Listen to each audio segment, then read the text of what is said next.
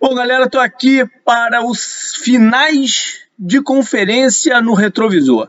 Depois de uma semana frenética que foi a da semana divisional, a gente teve dois jogos mais sóbrios nas finais, jogos bons também, mais sóbrios, mas bons jogos.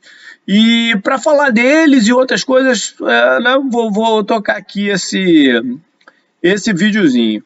E o assunto inicial que eu quero trazer é o seguinte: esse Super Bowl que se configurou entre Bengals e Rams estava fora do radar de todo mundo. Não eram nem os Rams mesmo estavam entre os grandes favoritos dessa temporada na NFC, né? A maioria das apostas estava em Packers e Buccaneers desde a off-season. É claro que muito mais gente apostou no Rams que no Bengals. No Bengals, absolutamente ninguém, né, tava apostando. Mas isso não quer dizer que a gente tenha um Super Bowl menos atrativo. Eu acho que a gente vai ter um grande jogo. Por mais que, de repente, a gente estivesse com a expectativa de ver o Chiefs de novo, né, esse confronto contra os Rams, de estilos de ataque um pouco diferentes, os Bengals fizeram por merecer, né? Estão lá, fizeram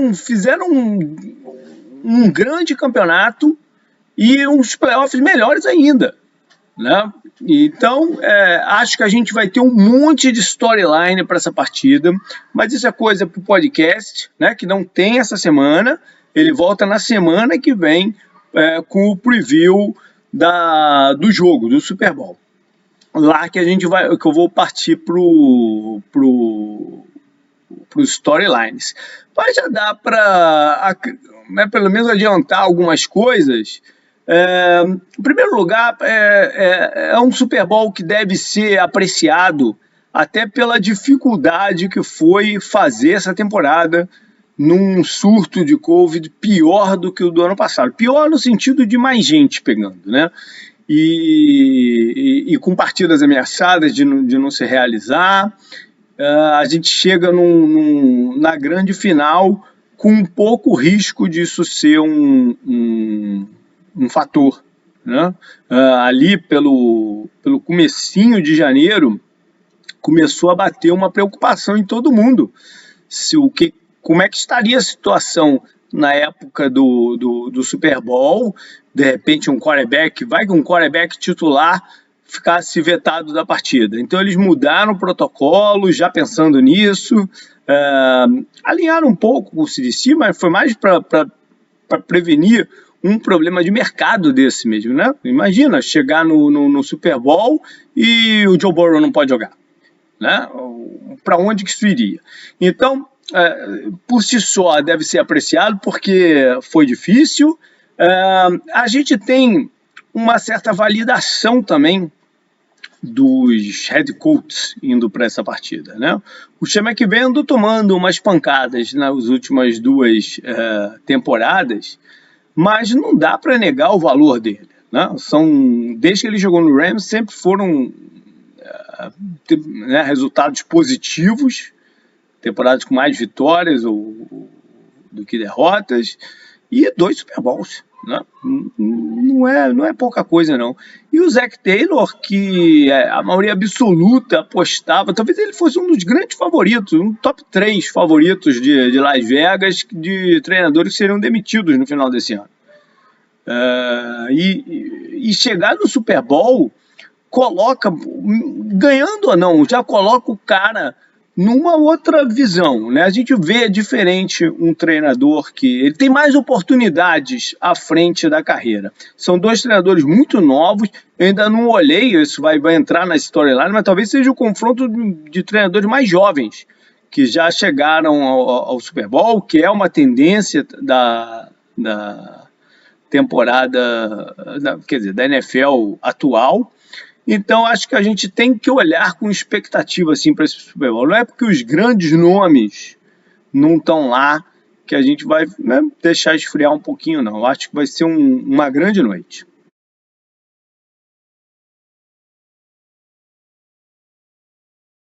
Eu escolhi para falar, vou falar dos dois jogos, né? Um eu não vou nem separar, quer dizer, até vou. Mas eu vou ficar primeiro com o da NFC. Algumas observações, né? O confronto californiano entre Rams e 49ers. De novo, presença maciça da torcida de São Francisco lá em Los Angeles. Em muitos momentos parecia até que eles estavam em maior número, né, do que a local, fazendo barulho, influenciando na contagem, mas isso não foi o suficiente para dessa vez sair com a vitória, e o Sean McVay quebrou esse incômodo retrospecto recente de derrotas para São Francisco. Estavam em 6 seguidas.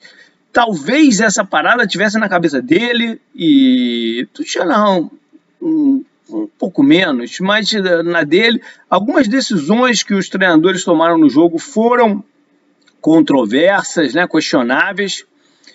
Talvez isso reflita no placar também baixo, né, de 20-17, um placar que não combina muito, né, com coisas dos treinadores. Decisões conservadoras, né, em alguns casos, como a do Shanahan de não ir para a quarta descida. São Francisco esbarrou num problema muito grande nesse jogo, que foi não conseguir correr com a bola. Sem correr com a bola, o seu playbook não abre. E a gente, com isso, viu muito pouco o Kittle, o tight end, ser acionado.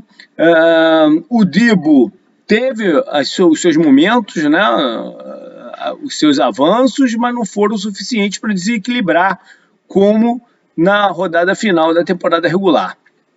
Por sua vez, o Stafford tentou jogadas verticais, jogadas agressivas. Isso fez com que, né, ele corresse riscos de turnovers. Inclusive, um dos momentos, né, que definiram a partida foi a não interceptação do safety dos 49ers. Né? Naquele momento, com o São Francisco à frente, seria bem complicado dos Rams virarem o jogo de novo. Mas no quarto, a energia dos Rams, impulsionada aí pela vontade do Aaron Donald, né, do Cooper Kupp e tal, ela falou mais alto e deu o Rams no Super Bowl. O outro da AFC a gente pode até, né, encaixar aqui como zebra, porque foi. Eu acho que eu até comentei isso, não, foi durante a transmissão aqui né, que eu acompanhei esse jogo com o pessoal no Twitch, que somando com as 4 partidas da rodada passada, para mim, ninguém era mais favorito do que os Chiefs nessa rodada enfrentando os Bengals. Então, eu acho que pode ser considerado uma zebra, né? Semana passada eu também botei os Bengals aqui como zebra, mas mais pelas circunstâncias da partida, né? Aqueles 9 sacks e tal. Dessa vez, foi uma virada sensacional, né, de Cincinnati, porque o jogo no primeiro tempo como um todo, ou pelo menos até o último momento do primeiro tempo, ele foi muito adverso, né? Tudo que não podia acontecer estava acontecendo para Cincinnati.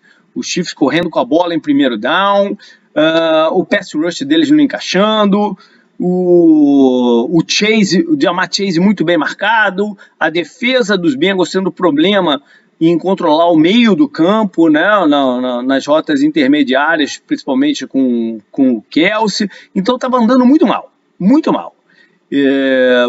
Os Bengals chegaram na red zone 1 ou 2 vezes, mas acabaram saindo com um field goal ao invés de touchdowns, então a coisa estava difícil.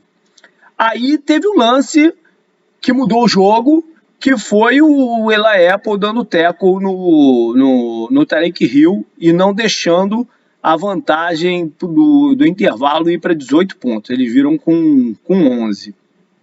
E no segundo tempo, tiveram ajustes, tanto defensivos como ofensivos. Eles começaram a correr um pouco melhor com a bola. Na defesa, palavras até do safety deles, né, o Von Bell, eles começaram a aplicar alguns disguises e funcionou, né, não só em passes defendidos, como em turnovers que aconteceram pelo interceptações em cima do Mahomes, que teve uma certa dificuldade de leitura. Não sei se ele estava muito na cabeça o que estava acontecendo no primeiro tempo e não conseguiu fazer essa mudança de filme na cabeça, né? Talvez tenha sido isso, talvez tenha sido circunstâncias mesmo da partida. O fato é que o Joe Burrow sempre manteve a calma, sempre manteve o espírito agressivo, apesar das jogadas não estarem disponíveis para ele. E no final das contas, se você pega o placar, a diferença do número foi um big play defensivo a mais dos Bengals do que do time. Faltou um big play defensivo de Kansas City para matar o jogo e compensar o que o ataque não fez no segundo tempo. Não? Se você considerasse o ritmo normal, era para o ataque ter continuado a marcar ponto e isso não ia nem ser levado em consideração. Mas como o ataque teve dificuldade, com o mérito de Cincinnati, faltou o big play defensivo. Mas enfim, agora já é passado e o Super Bowl está aí, Bengals e Rams. Eu separei como matchup, tiveram alguns matchups que eu estava interessado nesses dois jogos, mas eu acabei separando. Eu estava muito na cabeça aquele negócio dos 9 sacks, né, de Cincinnati na rodada passada, e o quanto que a presença do Jeffrey Simmons pelo meio desequilibrou a proteção dos Bengals. E dessa vez eles tinham um outro jogador de impacto, talvez até mais agressivo não, talvez mais ágil na penetração do gap, que é o Chris Jones. E então estava todo mundo esperando como o Chris Jones vai bagunçar esse ritmo ofensivo, né? Acabou que isso, de fato, aconteceu esporadicamente. E o Chris Jones termina a partida sem nenhum hit no Burrow. Então, mérito aí para o interior da linha ofensiva dos Bengals, né? Que estava sobre os holofotes, né? Todo mundo olhando como eles sairiam. Lesão, eu trouxe uma dupla da mesma posição, né? Que são os tight ends dos dois times que vão jogar a grande final. Tanto o Bengals quanto o Rams tiveram seus tight ends saindo de campo muito no começo das partidas com problema no joelho. Pelo lado de Cincinnati, o Uzomah. Pelo lado dos Rams, o Higbee.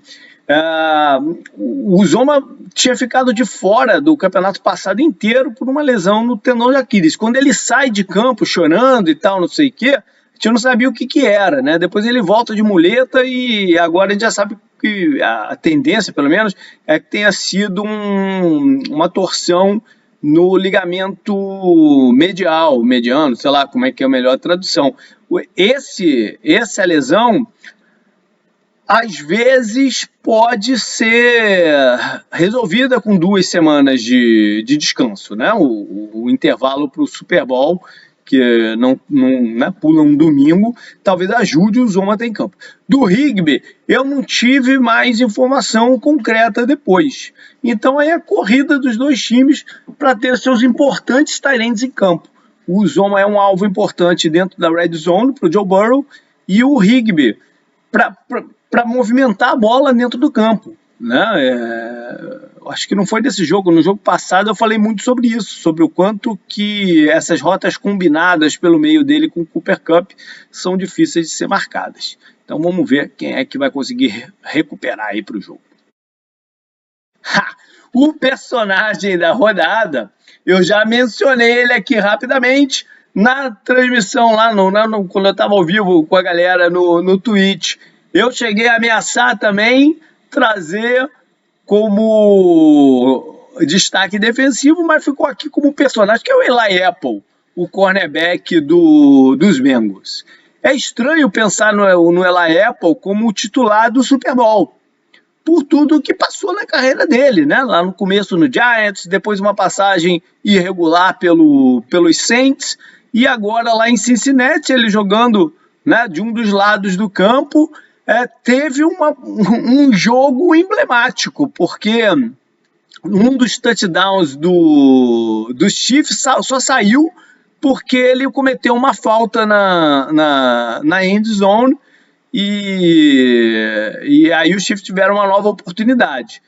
No meio do jogo ele podia ter, no terço final da partida ele podia ter sacramentado o resultado com uma pick six. A bola estava quase que na mão dele, não era 100%, né? Aquele drop que tu fala, meu Deus, o cara não pode deixar, tinha um certo grau de dificuldade, mas estava ali para ele interceptar a bola e com o campo aberto para retornar para o touchdown e ser o herói da partida. Só que ele né, impede a conclusão do passe, mas não consegue a interceptação.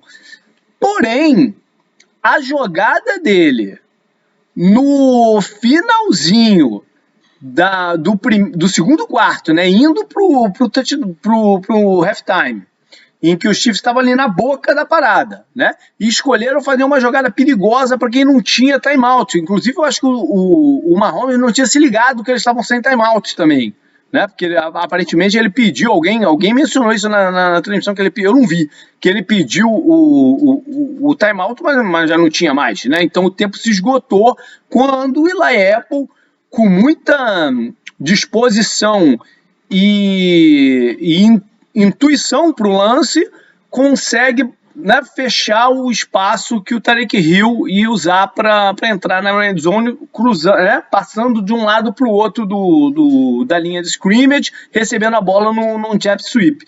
É uma jogada que normalmente teria sido touchdown. Eu questionei a chamada dela porque existia esse risco de acabar o jogo e eles saírem sem ponto nenhum. Mas era uma jogada mortal mesmo, né, que o Chiefs já fez touchdown várias vezes. Só que dessa vez estava ali quem? Eli Apple. E esse tackle mudou o jogo. Porque se os Bengals vão pro intervalo com 18 pontos, eles não teriam virado. Se você pega o somatório de pontos que o Bengals teve, né, total no final da partida, não bateria o do Chiefs com esse touchdown a mais. Então foi de fato a jogada decisiva do jogo. Então tá ele aqui, um cara que já foi vilão tantas vezes, foi um dos heróis da partida pelos Bengals. Vamos lá então para os destaques da rodada. O ofensivo eu vou fazer um repeteco, né? É a terceira vez, na verdade, que eu estou trazendo o Cooper Kupp aqui. Trouxe na semana passada e não tem como não falar. Ele é um jogador crítico, né? Ele é um jogador de skill position crítico desse Super Bowl, inclusive, né? Por mais que o Ja'Marr Chase tenha tido a temporada fantástica e tal, o Cooper Kupp, o que ele consegue para esse ataque, por méritos próprios, dessa vez foi um pouco menos de avançar, por avançar com a bola depois do passe. Dessa vez ele apareceu mais como um recebedor até mais tradicional, de lote e tal, em rotas externas também. Ele pegou bolas difíceis e tal, mas é um cara de uma presença em campo e de o grau de confiança que o Matt Stafford tem em passar a bola para ele faz diferença também no que acontece, né? Nessa performance. Não pode tirar o mérito do Stafford também. Eu já falei isso em várias circunstâncias de alguns outros recebedores, mas se você não confia que o recebedor vá conseguir sair com a bola, mesmo não estando na melhor situação possível, você não passa a bola para ele. O caso do Cooper Kupp, o Stafford não tem essa preocupação e manda lá. Então sai esse tipo de jogada que aconteceu contra São Francisco. Então o Cooper Kupp, 11 passes recebidos em 14 targets, acumulou 142 jardas e 2 touchdowns. Então, cara, ele usou de toda a sua habilidade em encontrar espaços vazios nas coberturas, né, fisicalidade e poder de pegar a bola com o marcador acossando ele, e faz o repeteco aí de destaque ofensivo. Defensivamente, Eu tive uma certa dificuldade em fechar quem eu poderia. Eu poderia, por exemplo, ter colocado toda a linha secundária dos Bengals aqui. Porque o trabalho que eles fizeram, especialmente no segundo tempo, foi inacreditável. Mas eu acabei destacando um jogador que foi o pass rusher deles, né? O Trey Hendrickson. Que não teve um jogo limpo assim, não é que ele foi dominante o jogo inteiro, não foi. Né? O pass rush dos Bengals não estava chegando no Patrick Mahomes. Mas no final da partida, quando precisou de jogadas mesmo para sacramentar a virada, foi ele quem apareceu. Né? E ele estava tendo um matchup difícil contra o left tackle dos Chiefs, o Orlando Brown, que é um cara muito forte e tal, né?